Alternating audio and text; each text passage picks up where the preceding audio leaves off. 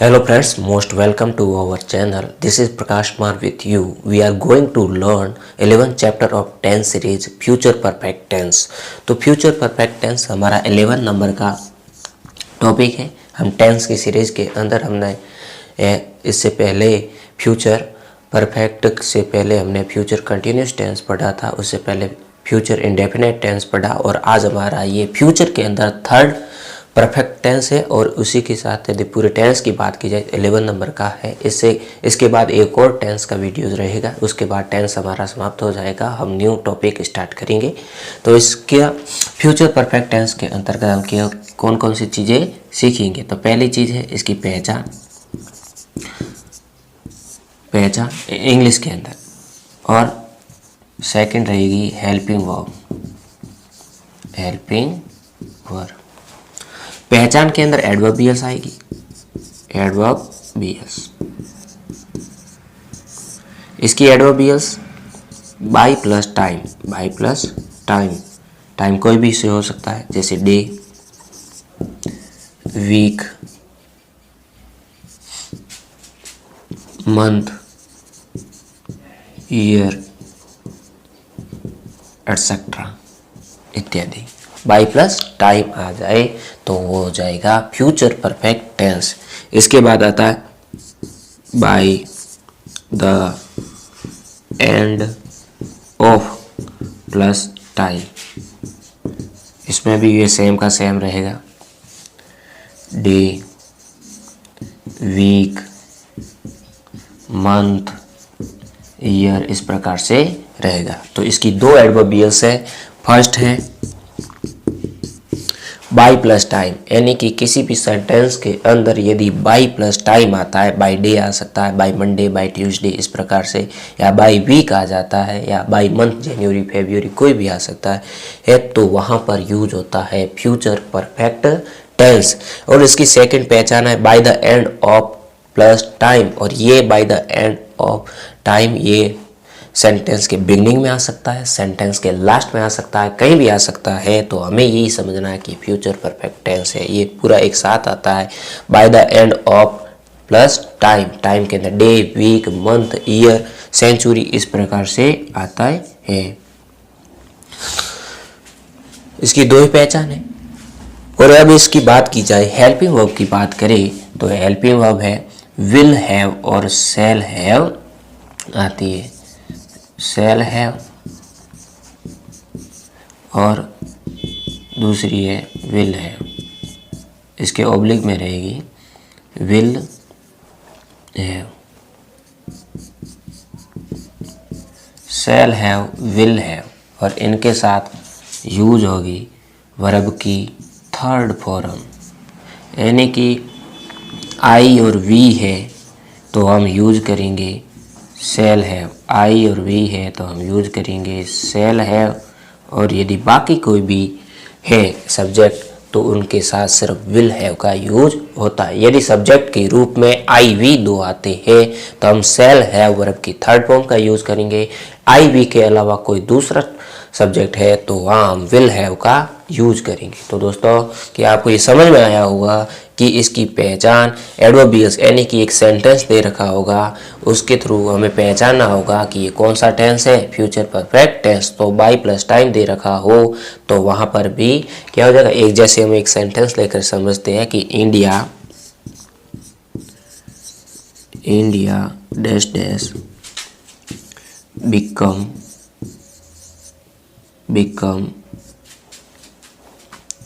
Super power by 2025। इस types का sentence आ गया एग्जाम के अंदर तो कैसे इसको पहचानेंगे कि ये कौन से टेंस का है। तो बाई प्लस टाइम आता है, ये बाई, और ये 2025 एंड 2025। तो यहाँ ये ईयर दिया हुआ है, टाइम के अंदर ईयर भी इंक्लूड होता है, मंथ भी होता है, वीक भी होता है, डे होता है। तो ये हो गया फ्यूचर परफेक्ट टेंस।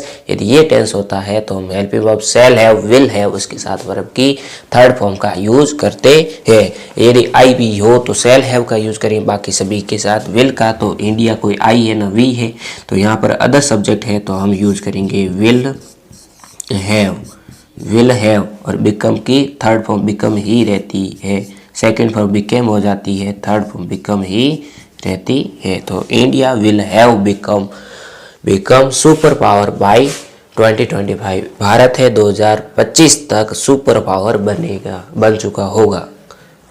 तो भारत है 2025 तक सुपर पावर बन चुका होगा। इस प्रकार से सेंटेंस इस टेंस के अंतर्गत आते हैं। अब हम लेते हैं एग्जाम्पल्स, उनको सोल्व करते हैं और आपको 2 एडवर्बियस और 2 हेल्पिंग वर्ब याद होनी चाहिए, जिसके थ्रू हम पूरा फ्यूचर परफेक्ट टेंस पढ़ेंगे। इस प्रकार से यदि आपके एग्जाम में क्वेश्चन आते हैं तो इस प्रकार से हैंडल किए जाते हैं। अब हम एग्जाम्पल्स लेते हैं नेक्स्ट स्लाइड के अंदर। तो 1 बाय 1 करके एग्जाम्पल्स को सोल्व करते हैं। फर्स्ट सेंटेंस है man dash dash reach the Mars by the end of this century. तो यहाँ पर टाइम आ गया, यानी एडवर्बियल्स आ गई बाय द एंड ऑफ और प्लस दिस सेंचुरी एक टाइम है, तो यहाँ पर यूज हो जाएगा फ्यूचर परफेक्ट टेंस। तो यहाँ पर यूज करेंगे उसकी helping verb will have, shall have. I we होता तो सेल हैव लगाते, लेकिन मैन है तो हम लगाएंगे विल हैव, और विल हैव के बाद सेल हैव के बाद हमेशा वर्ब की थर्ड फॉर्म का यूज किया जाता है। रीच की हो जाएगी रीच्ड हो जाएगी, ईडी लग जाएगी। तो ये हो गया man will have reached the Mars by the end of this century. की आदमी है वह इस शताब्दी के अंत तक मंगल पर पहुंच जाएगा, मंगल ग्रह पर। सेकंड सेंटेंस है she dash dash save a lot of money by the next year. तो सी आ गया और यहाँ पर टाइम आ गया, बाय द नेक्स्ट ईयर आ गया। तो यहाँ पर हम यूज करेंगे विल हैव, क्योंकि आई भी होता तो सेल लगाते, विल हैव और सेव की क्या हो जाएगी थर्ड फॉर्म सेव्ड हो जाएगी, सेव्ड। तो वह नेक्स्ट ईयर यानी अगले साल के अंत तक, अगले साल तक बहुत सारे पैसे बचा चुकी होगी। Third sentence my mother dash dash watch all the cloth by now. यहाँ पर आ गया बाई प्लस टाइम आ गया, बाई प्लस टाइम आ गया। तो विल हैव सेल हैव का यूज करना। यहाँ मदर है माई मदर, तो यहाँ पर विल और हैव उसके साथ वर्ब की थर्ड फॉर्म वॉश का क्या हो जाएगा, वॉश्ड हो जाएगा। इस प्रकार से फोर्थ नंबर का सेंटेंस है we dash dash finish this work by Sunday. तो यहाँ पर फोर्थ नंबर का है, यहाँ पर वी आ गया और इधर देख ले पहले तो एडवर्बियल्स पर निगाह होनी चाहिए। यानी कि एक ट्रिक आप याद रखिए, कहीं पे निगाहे कहीं पे निशाने, कहीं पे निगाहे कहीं पे निशाने, यानी कि अपना निगाह होनी चाहिए एडवर्बियल्स पर होनी चाहिए, निशाना अपना वर्ब पर लगना चाहिए। तो यहाँ पर बाई प्लस टाइम आ गया तो हम यूज करें will have shall have. We के साथ सेल का यूज होता है, तो we shall have finished, we shall have finished, finish की third form finished this work by Sunday, कि हम रविवार तक यह काम पूरा कर चुके होंगे, यानी समाप्त कर चुके। फिनिश का मतलब क्या था, समाप्त करना। तो हम संडे तक इस काम को समाप्त कर चुके होंगे। फिफ्थ सेंटेंस है my father dash dash send money by tomorrow. तो यहाँ पर हमारी निगाह बाई प्लस टुमारो यानी बाई प्लस टाइम पर है, तो यहाँ पर विल हैव सेल हैव का यूज किया जाएगा। माई फादर के साथ विल लग जाएगा, क्योंकि आई भी होता तो सेल हैव लग जाता। विल हैव और सेंड की थर्ड फॉर्म क्या होगी, सेंट हो जाएगी। इस प्रकार से my father will have sent money by tomorrow, मेरे पिताजी कल तक पैसे भेज चुके होंगे। Labours dash dash build over bridge by the end of this year, यानी कि यहाँ पर by the end of plus time आ गया, तो ये फ्यूचर परफेक्ट टेंस हो गया। इसी की प्रैक्टिस आप खुद एक बार करके देखिए और कमेंट बॉक्स के अंदर इसका आंसर दीजिए कि इसको आपने किस प्रकार से किया। जिस प्रकार से मैंने इतने सेंटेंस को सोल्व किए, तो आप भी अपने इस लास्ट वाले सेंटेंस को सोल्व करके देखिए कि किस प्रकार से सोल्व होता है या नहीं, क्योंकि इसकी adverb by the end of this year आ गई, यहाँ पर आई भी है नहीं, और तो क्या यूज होगा। आप खुद इसको एक बार प्रैक्टिस करके देखिए। इस प्रकार से हमारा ये फ्यूचर परफेक्ट टेंस कंप्लीट होता है इसी के साथ। और यदि आपको समझ में नहीं आया तो नेक्स्ट बार एक बार फिर से वीडियो को देखिए, इतना इसमें ज़्यादा खास कोई है नहीं, 2 एडवर्बियल्स और 2 हेल्पिंग वर्ब्स है, उसके थ्रू ये पूरा सेंटेंस और हमने सोल्व किए सेंटेंसेस को। आई होप यू कि आपको समझ में आया होगा। मिलते हैं नेक्स्ट क्लास में। Thanks for watching.